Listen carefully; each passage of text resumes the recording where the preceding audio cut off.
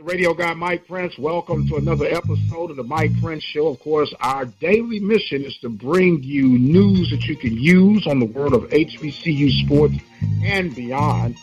Today is not going to be an exception to the rule. I am excited to have our budding football analyst for the Open Mic Broadcast Network, and that is none other than Brother B.J. Jones. How you doing, my man? And I'm doing pretty good, man. Glad to be here. Glad to be here talking sports and not talking about COVID-19. Well, you know, nowadays they kind of synonymous. You can't talk about one without the other with the cause and effect that it has had, not only just on the world of athletics, just on the world, period. How you dealing with it, my man? Oh, man, I think you just deal with it one day at a time. I told myself this week, I went about 3 days without watching the news. You want to be informed, but, you start watching too much of it, man. It really dampens your spirit. You want to be aware, especially being in a hot spot state, in the state of Georgia. But you want to be aware, but you don't want your spirits dampened too much. But I figure day by day, man, and just working from the house and making sure that everybody's safe. Right. Well, we count your blessings that you're in the workforce that will allow you to still be able to work from home so it doesn't mess with your money flow. And it's going to be a lot of people, man, and it's sad to say, that are getting eaten alive by this thing. And they're so deep right now when it comes to debt. There are going to be a lot of people lose homes, vehicles, and so much. So we do acknowledge and count your blessings that you're not on that end of the spectrum. Man, look at it. I have so many friends that I've talked to in different industries that, there's nothing coming in right now. So, you really got to thank the good Lord that He's put you in a certain position so that you don't have to go through that. My heart goes out to everyone impacted by this, just from the health standpoint, even from the finance. So, man, you definitely got to thank your lucky stars. Absolutely. And enough of that, man. We're going to try and pick up the spirits a little bit, and let's talk about this game of football. Right now, spring sessions have obviously been suspended. Right now, the people are watching the clock on this peripheral wall on how soon can you get things started. The SEC is talking about that we could get the season to start as late as October, and you can still get the 12, 13 game schedule in. Some have talked about moving football to spring. Some said move it to January, all kind of things. And, of course, the latest is the XFL has given everybody their, furlough papers. Would you even call them furlough papers? They've been relieved of duties. And right now, they're on a wait and see. And I thought it was a pretty successful season thus far for the XFL. Yeah, I did too. I like the product. I kind of wish that we had more teams to watch. And I understand not starting off with as many teams. I actually like the product, and I hate to see that, so many guys who are using this as their second opportunity or an opportunity to, get looked at by, the big league. Now they don't have that anymore, and just have that option of football in the spring. I hate that's going away. And HBCU guys, that were on coaching staffs that were playing. Your heart really goes out to those guys. You had Pep Hamilton, an HBCU guy, Howard University, former Howard University player who's head coach of the defenders, and his offensive coordinator, from right there in Baton Rouge, who also played at Howard, Ted White. So your heart goes out to those. Yes, sir. It's a tough time all the way across the board. So let's look into our crystal ball, BJ, if you don't mind, and let's talk about the potential 2020 football season in the Southwestern Athletic Conference. If you were fast forward to July 2020, where SWAC Media Day, What's your projected order of finish from the East and the West, and why? On the East, I would go with Alcorn State. You have to look at what they have coming back. Felix Harper, Nico Duffy, the receivers are back. LaCharles Pringle, who's about to break the Alcorn State record for touchdown receptions. They have to do some retooling on the offensive line. Defensively, they have a lot of pieces back. Quintero Cole is one of those solid pieces on the defensive side of football. Alcorn is loaded, but right behind them, I have Alabama A&M. And what they've done last year, remember, it was a few feet away from A&M defeating Alcorn down the North. And now Alabama A&M comes back with a quarterback who may be the best in the conference, in Akil Glass. He'll get his large plethora of receivers back, 2,000-yard receivers back, and gets the young man, Brian Jenkins Jr., off of injury. So he gets that playmaker back. And if Alabama A&M can show up on the defensive side of football, they're going to be a serious contender for the Eastern Division. And then right behind them, I have Alabama State. You like what they did recruiting-wise. They had some ups and downs a year ago, but they were right there. They didn't get that winning season, but they were right there. And right behind them, I have Jackson State, followed by Mississippi Valley. Okay, that's your Eastern lineup. How are we looking on the Western side of things? On the Western side of things, I would actually, right now, I would lean Southern University in the West, and by the slimmest of margins. But Southern University, they're bringing back a lot on the offensive side of the ball. Darius Skelton is back. Bubba McDaniel is back. They have a new offensive coordinator that will be coming in. Zach Rossi coming in from Hampton. New receivers coach. That offensive side of the ball, the staffing standpoint has been retooled, but you still have Ben back. The younger freshman running back in the backfield, he's back. Those receivers, minus Hunter and Register, all back. The offensive line will do a little bit of retooling. The defensive side of the football, most of your playmakers there are back. You're going to be missing a big playmaker at the middle linebacker. But you get Papillon in the secondary. He's back. Jordan Lewis from the defensive end. He's back. I like everything that Southern has. I think Grambling is going to be right there. You look at the injuries that they dealt with a year ago, and the playmakers that they're going to get back from injury. Grambling was right there in the thick of things. I think Prairie View will have a lot to say about who wins in the West. And then after that, that's when you'll start getting Arkansas, Pine Bluff, and Texas Southern. Okay. So let me ask you this. With the time that has been equally off for all schools across the country, who do you see this being more of an advantage for, and why? Give the advantage to teams who are returning a lot of starters and who have kept continuity on their coaching staff. The thing is, when you got players coming back and they know what's required of them, there's no verbiage being changed, there's no scheme being changed, they know what's being required, they're more apt to get up and go. They know their job description, they can do it. As opposed if you take a team like Southern, even with that talent that they have returning, you got new philosophies on the offensive side of the ball. You have new things that coaches want you to work on. If you're an offensive lineman, if I'm a tackle, how do my splits need to be opposed to where do my splits need to be from the guard? Do I need to be on his heel?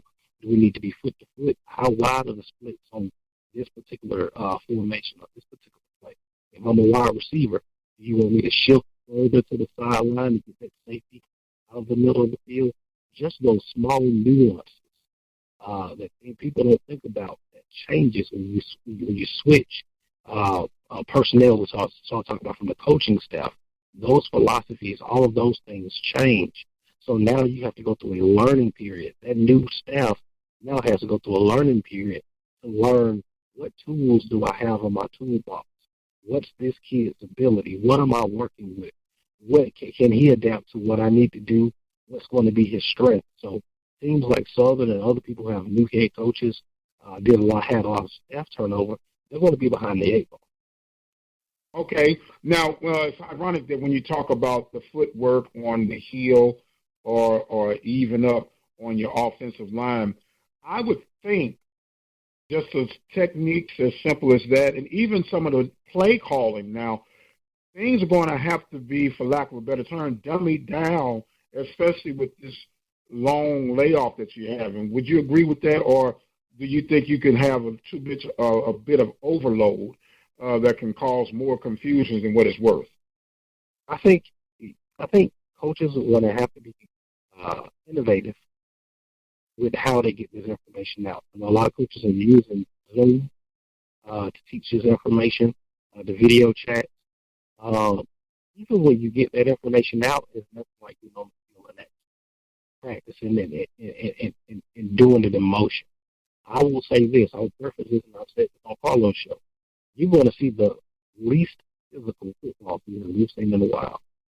Just because the kids aren't practicing, they're not in football mode.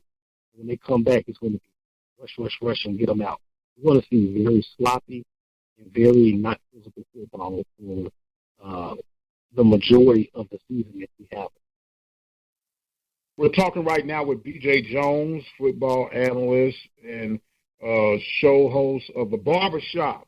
I like that, man, The Barbershop.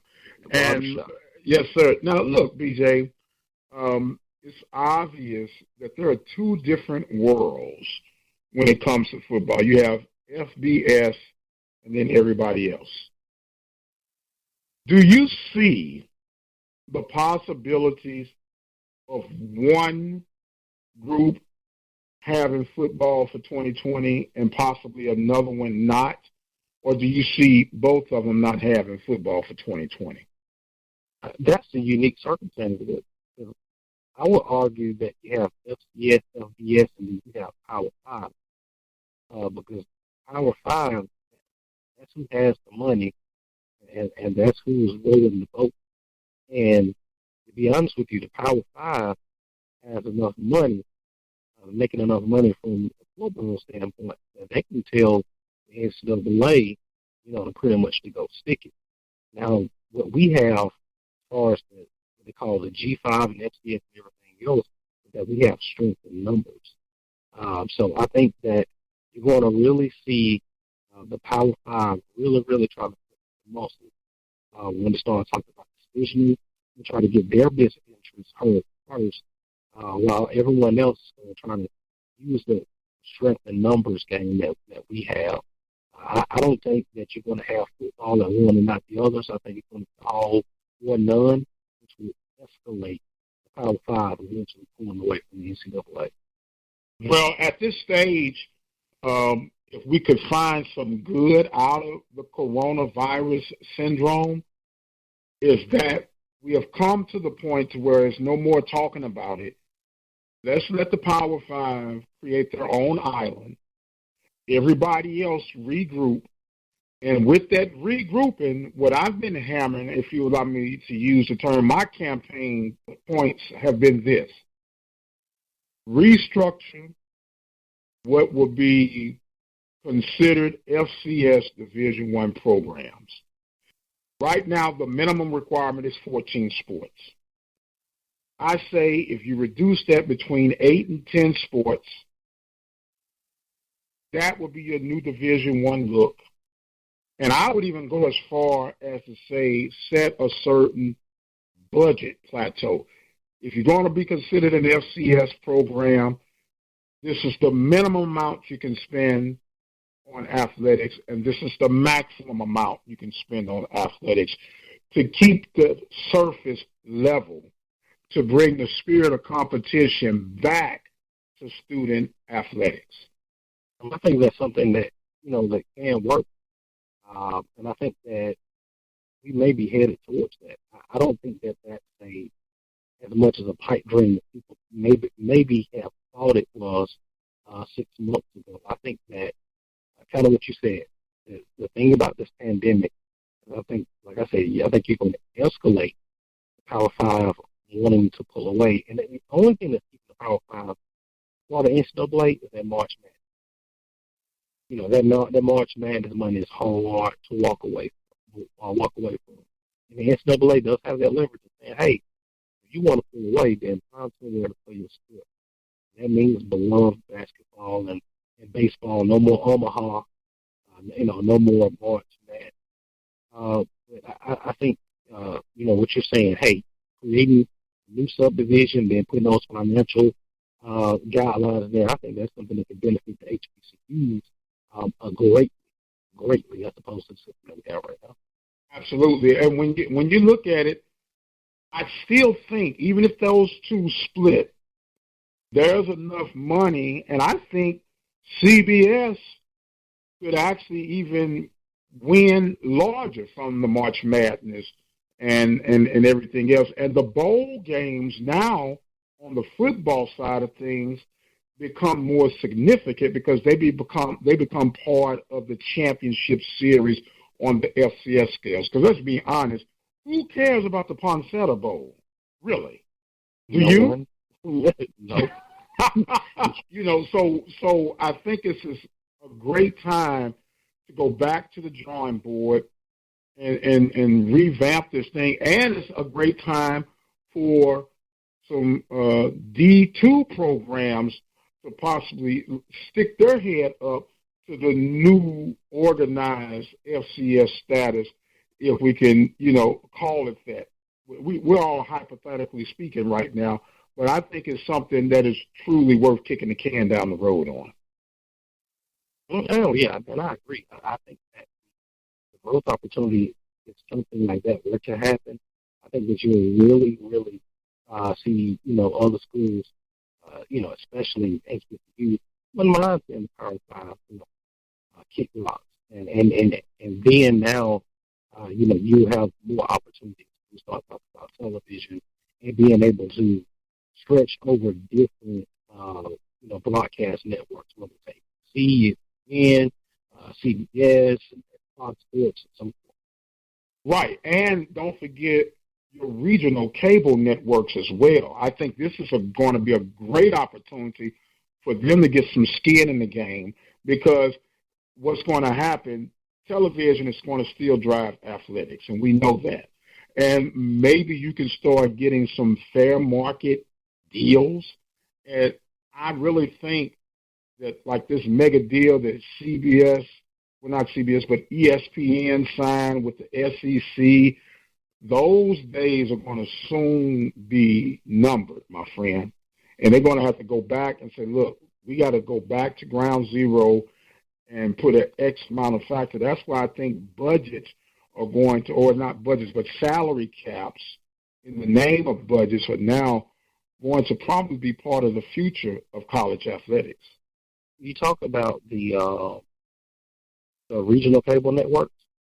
I'm going to be honest with you. I think that's something that's underutilized right now. Start talking about our brand. Yes. You don't have no argument with me. I'm on the record for saying that either you use a regional cable deal, reactivate the Swag Digital Network, and infuse it all through your own YouTube channel. And when I say to your YouTube channel, not the free deal, the one that you have to pay for. So if you do happen to play some artist music, you know how we play music in between breaks or whatnot, you won't get your video cut off and shut down, but you've paid that copyright fee, which is only, I believe, like $1,000 a month, and that's nothing to an institution nor to a conference to ensure that they secure their own brand. Right. I mean, like I said, that's great all along. And that's something that we need. How many complaints have we heard over the last few seasons about Grambling and Prairie View not being televised, or having to dig last year to find the Southern Heritage Classic, or Ponseti Classic, or I remember Alcorn and I want to say it was Alcorn, Alabama, A&M last. I agree 100%. Right, and so it's a creative approach, and sometimes when I won't say nature, but when challenges hit us, it forces us to start thinking at things from a unique perspective. And so I want to take this Corona season as an opportunity of reinventing ourselves on the big scale and the small scale. And I tell you something else that's going to really explode, my friend, the return and appreciation of radio, audio, sports broadcasts. That's going to come back real strong. Watch what I tell you. Oh, I certainly hope so. Yeah, I certainly hope so. Well, here's the deal. If I'm playing a football game with no crowd in the stand, I don't really want to watch that. But I can listen to that.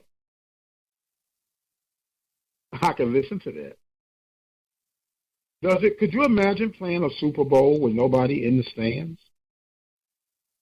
That's horrible. You wouldn't want to watch it. Right. Could you imagine watching the SWAC championship with no one in the stands?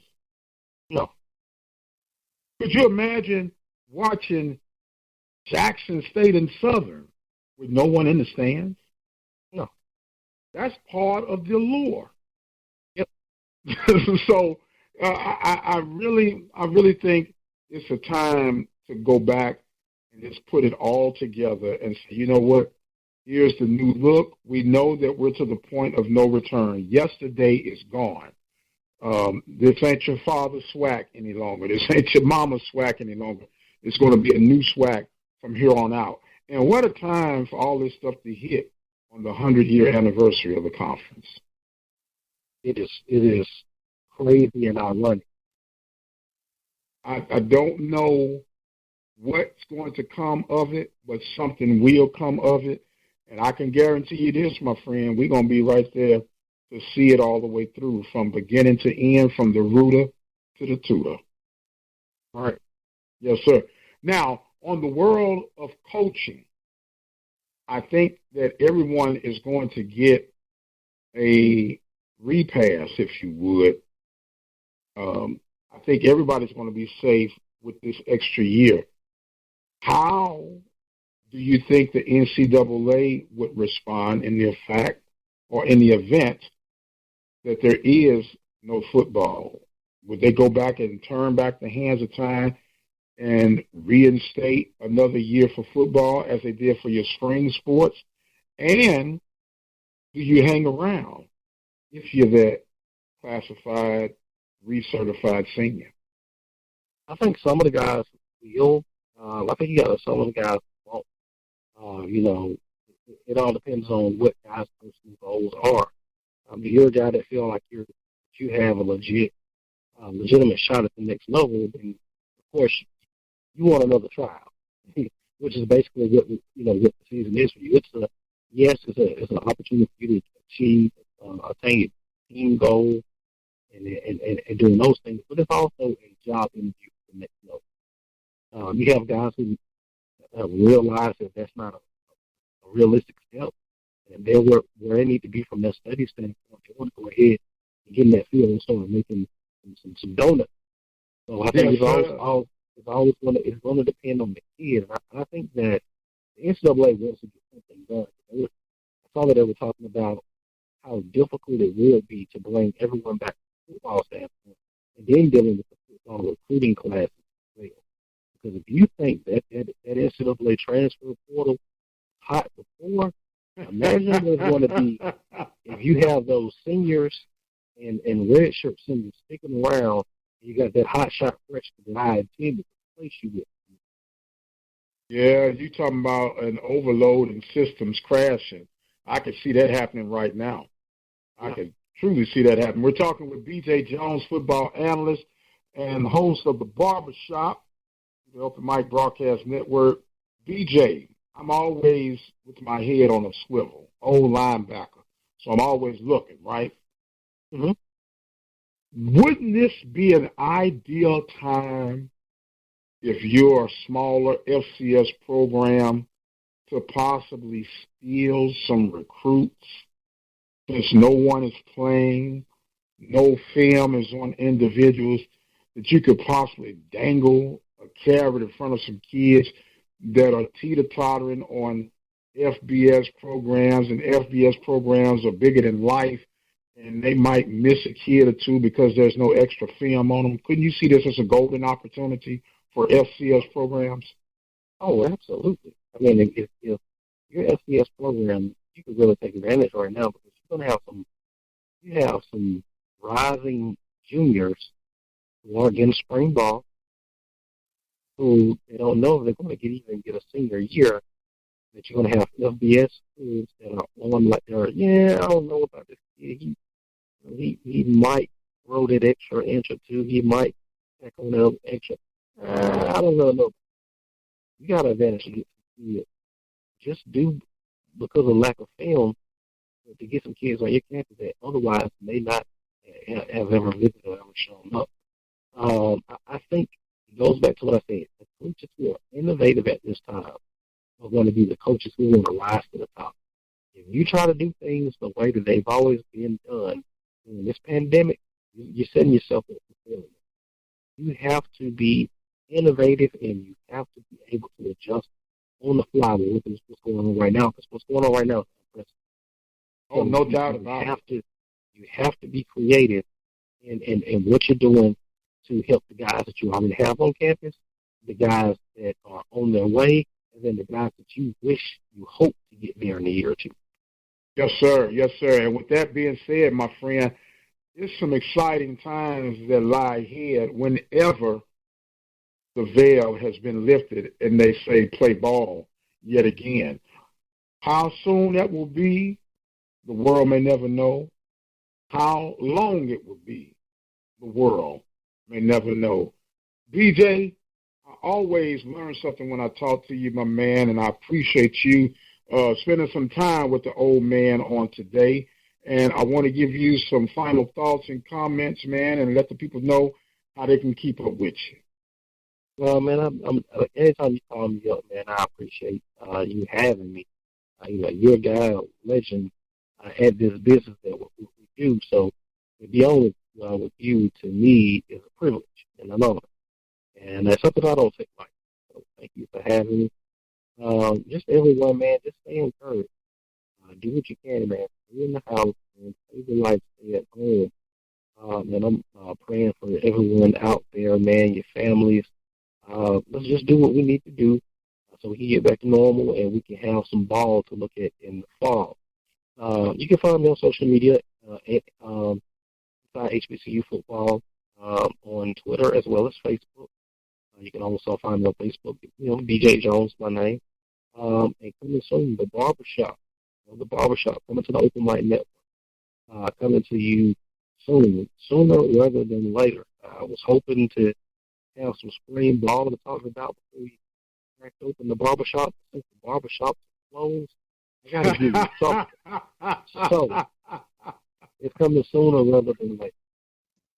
That sounds good, my man. And, we're waiting here, as they say, patiently.